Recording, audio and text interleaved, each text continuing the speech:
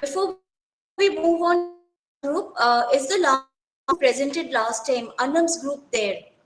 Yes, I ma'am. have a few Yes, ma'am, questions. we're here. Yeah, Anam's group is there. All the members are there. Ma'am, Yes, just ma'am. Mr. Yes, ma'am, we're here.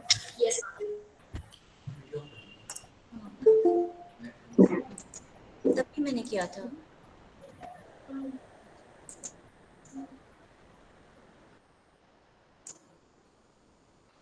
Anam's group, just a one or two questions. One or two questions for you. You talked about high conversion rate. To a layman, how would you describe high conversion rate? Ma'am, shall I? Anybody from the group can answer? Okay, ma'am. So, ma'am, high conversion rate simply, again, if we have to tell this to a layman, somebody who's not aware about these professional terms, what we can do is we can just tell them that we have certain customers and we are trying to bring them on board. That is that we are trying to gain some sort of monetary benefits from them so that we can earn profits, and also we can retain these customers so that they can become our long term customers and not just a one time or a single use customer. That's it. If anybody want to like just add in something to it.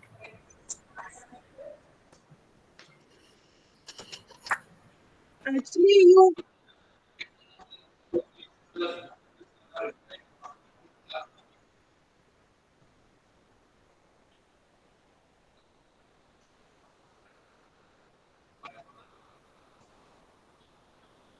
How would you track that? Any way when you can track? Ma'am, through Google, ma'am, through different analytics platforms, but Google is actually providing us the free service for that. So Google Analytics for a startup or something.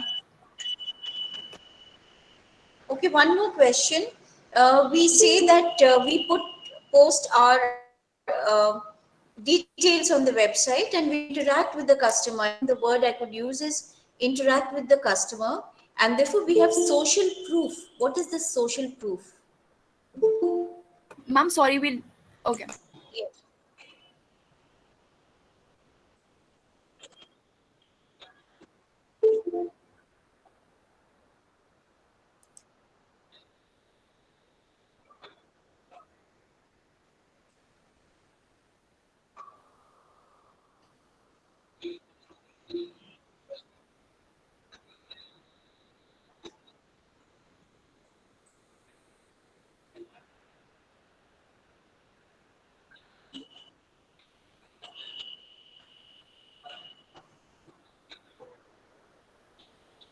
Okay, Adil, I think you have been able to satisfy social proof.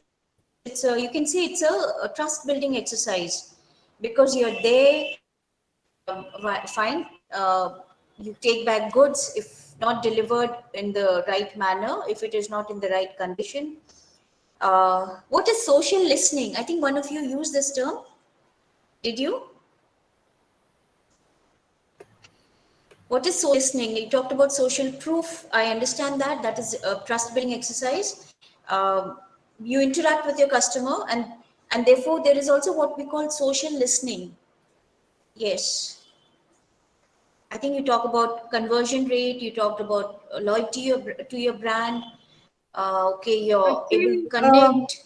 It's an opportunity to connect. Yes, Sabha. yes, ma'am. Actually, Anybody social from outside listening the is group can also. where, ma'am, social listening is where you track the conversions and mentions related to the chosen topic on social media platforms. Okay, I'll give you a hint. Um, Social listening means there are blogs that you write. If you've purchased a product and you're happy, so you write on the blog you're satisfied or your discontentment. Now, how do we make use of this? Yeah,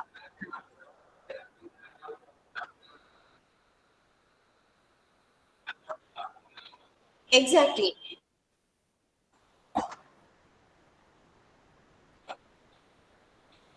Yes, ma'am. Ma'am, basically, we'll get the feedback for our So that's products social from listening. people. Yes, ma'am. For example, it can be done through websites during the reviews that we get, and also blogs are also a very good means to get the reviews for our products. Initially, when we start, it's really important to get feedback so that we can improve our products according to the needs of the customer. So that is called social listening, in our opinion. Okay, well answered and coordination in answering also. Thank you, Anam and company, Mohammed Adil and others, that group. Now we can move on to the presentation which was scheduled for today. We could have it at 12 Thank you, because there ma'am. was a meeting Thank you which so started much. at 10:30 Thank you, ma'am. and it went around for a very long time. Thank you, Anam's group. Now we can have the other group, I think, on Thank you, ma'am. virtual Thank you so much. organization. Over to Yes, ma'am. Vrida's group. Yes, ma'am. Ma'am, shall we start? Yes, you may start, share your slides. I think you're sharing your slides. You may start. Yes, ma'am. Thank you. Now, respected teachers and my dear friends, good morning to all of you. Today, I, Muhammad Ahmad Hashmi, along with my group members, are here to present a topic that is virtual organization. Now, talking about virtual organization, it is referred to as a flexible network of entities that are linked by computing technologies to share knowledge and skills. This electronic network goes beyond organizational and geographical boundaries. It is often considered as a boundaryless organization in which barriers are removed. In this, the majority of employees work entirely online from different locations. In virtual organization, members accept the help of telecommuting by using internet, phones, and emails to undertake their work. It takes the help of information and communication technologies to reach common or shared interests. In today's modern and competitive world, you will find more and more new startups that are operating as virtual organizations. Even established companies are integrating them into their organizational design and also in hiring processes. As per a recent survey, these organizations are some of the biggest drivers of transformation and there are considerable benefits in its formation. Now, my friend Zed will take us through history and evolution of virtual organization. Good afternoon, everyone. Thank you, Ahmad. So, the origins of virtual organization goes back to 1980s. The emergence of outsourcing in the 80s unquestionably played a significant role as its aims to eradicate unproductive internal services and transfers the difficulty outside of the organization. This method highlighted the necessity of alliances and networking in a business. Indeed, this process has dramatically changed the way organizations consider partners. Now, what happened during 90s? The idea of virtual organization was not invented by a single researcher. Rather, it has matured through a long evolution process.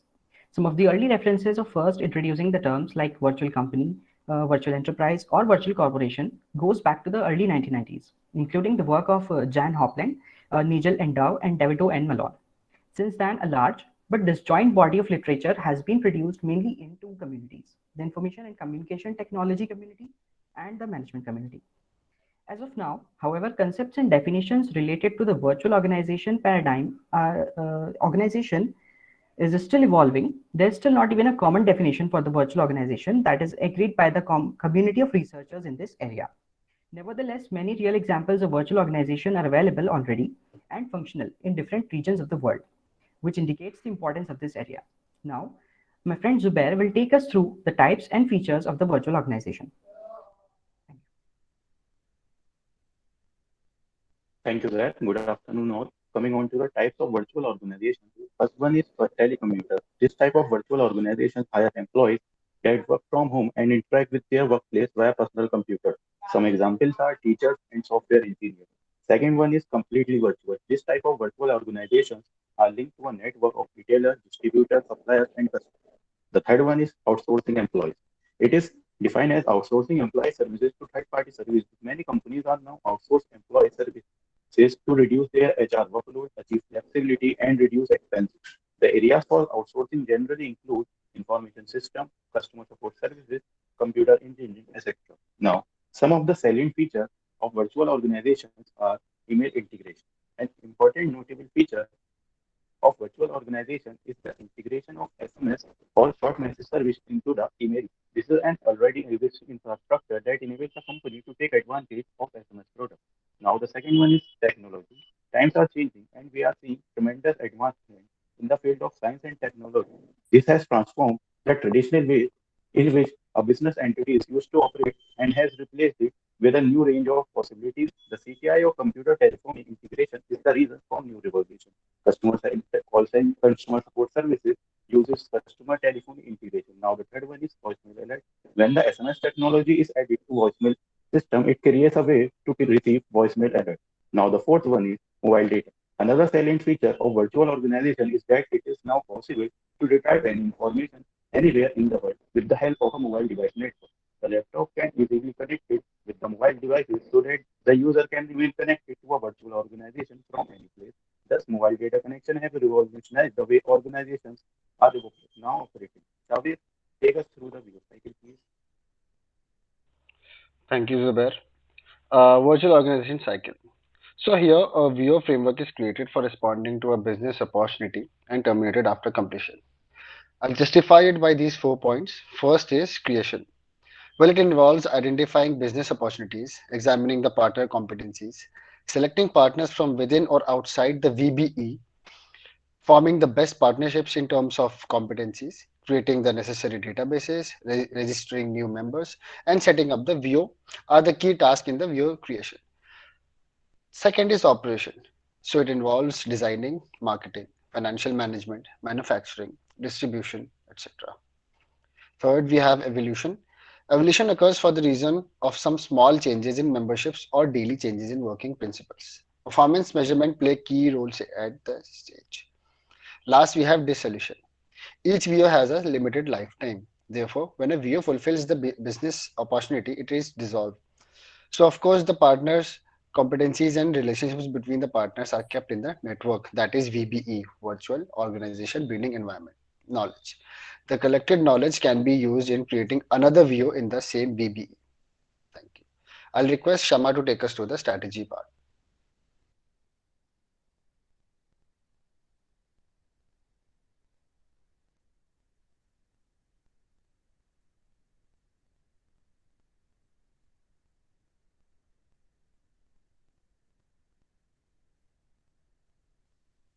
Now the strategies adopted in virtual organization. First is stop, analyze, and absorb.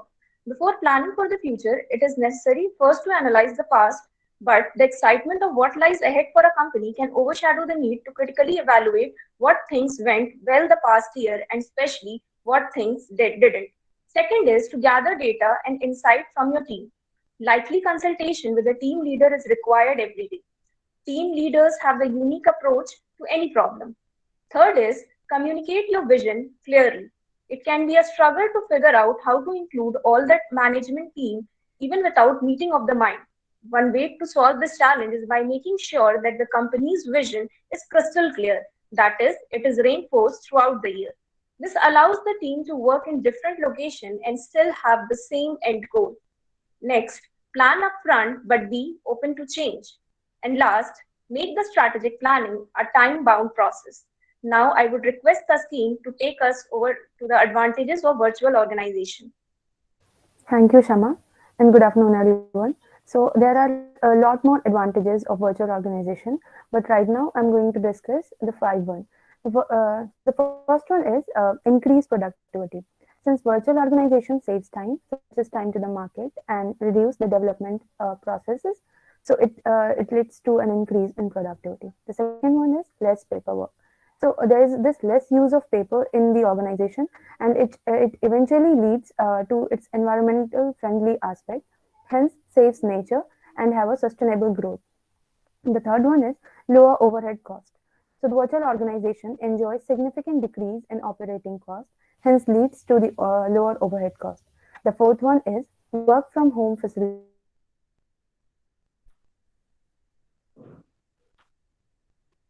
and hence it leads to an increased employee satisfaction. And in an organization, the thing that is needed most is the employee satisfaction. Now, the fifth one is a larger talent pool. In virtual organization, the people, the employer can hire talent from anywhere in the world without limiting the limiting it to a one specific geographic location. Since it is a boundaryless, there is no boundary to the demographic thing, and hence it leads to a larger talent pool. I hope I'm clear. And now I would request Zumair to take the presentation further.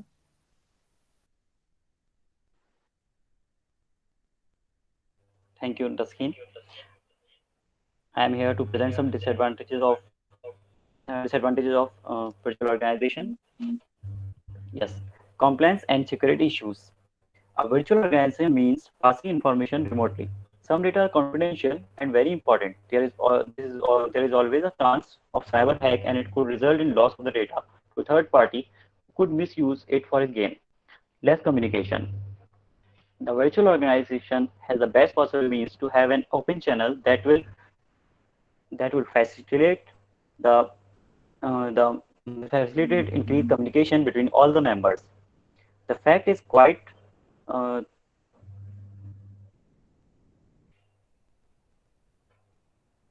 yes, the fact is quite different from the assumption, as the remote teams are simply not interested in passing any information as they are still unknown to each other.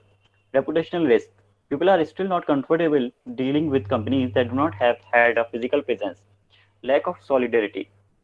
In a physical space, you will feel the team bonding that nudges employees to work harder for the team. This type of warmth and bonding is absent in employees working for a virtual organization. Social isolation. A flexible virtual environment can be highly beneficial for work-life balance, but it can also be very isolating. Virtual workers may often feel like they are the only ones struggling with a specific task and may not know who or how to ask for help. Now, I would like to invite Riza for some solutions of these problems.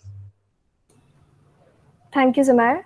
Now, coming on to the solutions, the major points are first, identity and access management. Now, it is a framework of business processes, policies, and technologies that facilitates the management of electronic or digital identities. IAM technologies can be used to initiate, capture, record, and manage user identities and their related access permissions in an automated manner. Second, online meeting, which means there must be arrangements for meeting through online platforms to ensure productivity and efficiency of the organization. Third, organizational strategy. Now, it is a plan that specifies how our business will allocate or distribute resources, for example, money, labor, inventory, etc., to support infrastructure, production, marketing, etc. Fourth, various incentives and benefits in kind should be given to the employees, like medical facilities, education facilities to be given to employees' children, etc., in order to build job satisfaction among them and also to resolve disputes and reduce employees' turnover. And the final point, we are familiar with the concept of customer help desk. It is a combination of technology and human support to help customers with questions and issues. The same principle applies for an employee help desk. It's good for the employee because they can get answers to their questions and they are not spending their time being frustrated. It's good for the business because everyone is focused on getting the work done, which benefits the customer and the bottom line. And finally, it's good for the HR department because they can streamline processes, creating better consistency in HR messaging. Now I would like to invite Yasir to continue with the example.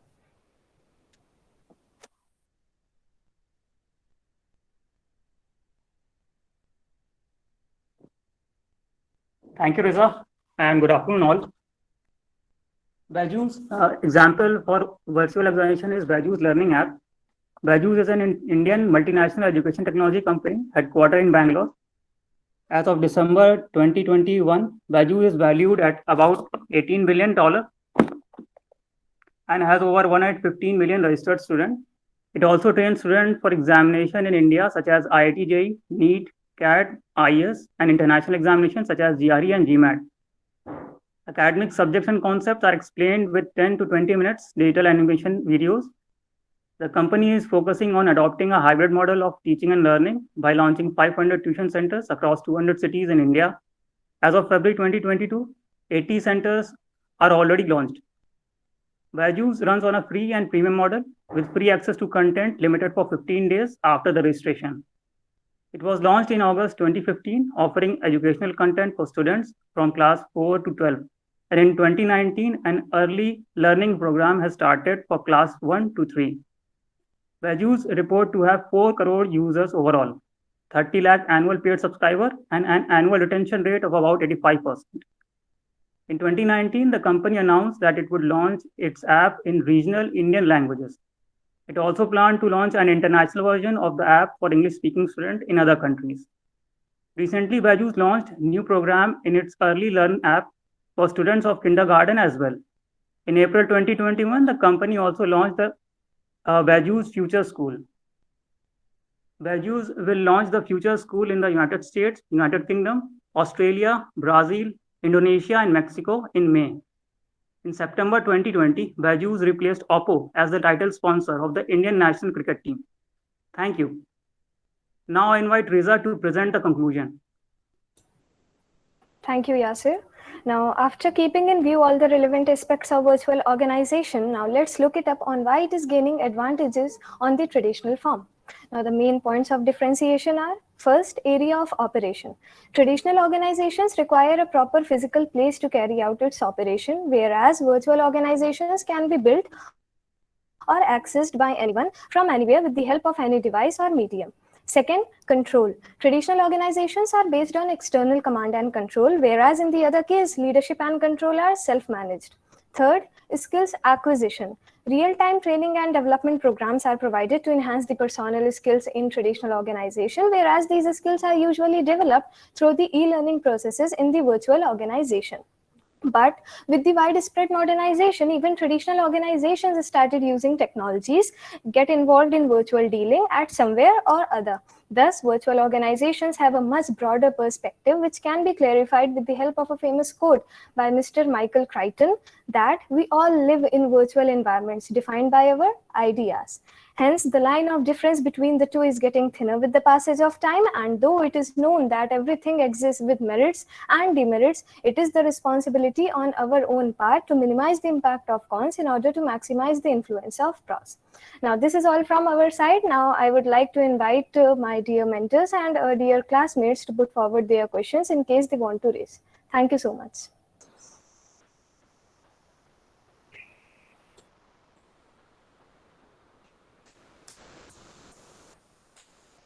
Reza, can you show me the last two slides? Yes, ma'am, sure.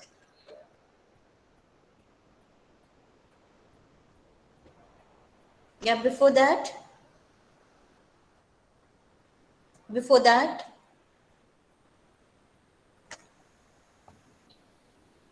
One slide before this.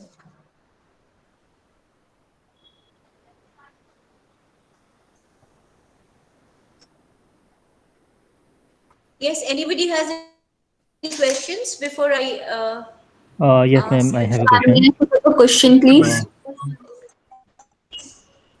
Can I ask, Okay, Arma? Armal? Yes, ma'am. Actually, Aziz, do you want to go first? Yeah, I want to go first. Sure. Like someone of you mentioned the identity management. So can you elaborate it? Yes, sure. See, identity and access management is a type of technique which can be used by the different organizations in order to have a proper access and control of their employees' data. This can be classified on two bases, like configuration process and operation process, where in the configuration process, the identities are stored and the registration was taken place, and in the operation phase, clarification of the identification, authentication, and then control of various employees' data is to be stored. And adding to it, identity and access management is actually, policies, and it ensures that right people get the right access to the right resources at the right time. So it is very much in fashion right now, and it is used to secure the employees and their identity. As all the employees have an identity, and based on that identity, they are assigned roles, and based on that role, they get the permission to have the permission to on a certain resources, like in organization, like for example, like a coffee machine or a printer, etc. Yeah, that is this idea. Okay, thank you. Thank you. I want to ask a May question. I ask? It's Hassan. Okay, Yes. Hassan. Someone of you mentioned that emergence of outsourcing played a significant role. Can we say that outsourcing is a planting seed of virtual organization? And if your answer is yes, then how? Can you explain? Yes, we can say that. See, to an extent, virtual organizations have always existed, but only with the advent of internet have they really flourished. So, in the period since 1990s, many organizations have emerged that were part actual and part virtual, and they use the models which were centered on the basis of outsourcing. So, these organizations grow from existing traditional forms, taking the advantage of significant developments in ICT, that is information and communication technology, and it allows cheap, fast, and reliable form of communication and monitoring. So, in this way, some aspects of the organization's activities become virtual, with links, collaborations, and associations. They can be temporary or on as needed basis. For example, we can say Nike. Nike was one of the first to use this as a central part of their organizational operation. They located almost all of their production of their sports and leisure wear to countries outside the US, and the actual number of people directly employed by the Nike was always very small given the size and turnover of the company. So with most of these employees being based in the United States, so in this way we can say that all the key aspects remain, but the core processes are undertaken in slightly modified form. They become slightly virtual. I hope I hope I answered your question. Yes, yes, yes. Can Ma'am, I I ask the also have question? a question. Uruj, Yes, if who you is it? don't mind to Uruj? go first. Yeah, Arma, continue if you want. Yeah, please. So basically, what I understand is that due to technological development and advancement, the concept of virtual organization has become very popular nowadays. But according to as per my observation, there are certain virtual organizations which don't actually exist in a legitimate manner. So they are basically a means of doing fraudulent activities and conducting scams on consumers, and this leads to consumer exploitation. So, can you make one or two suggestions that can help in tackling this issue? So I answer?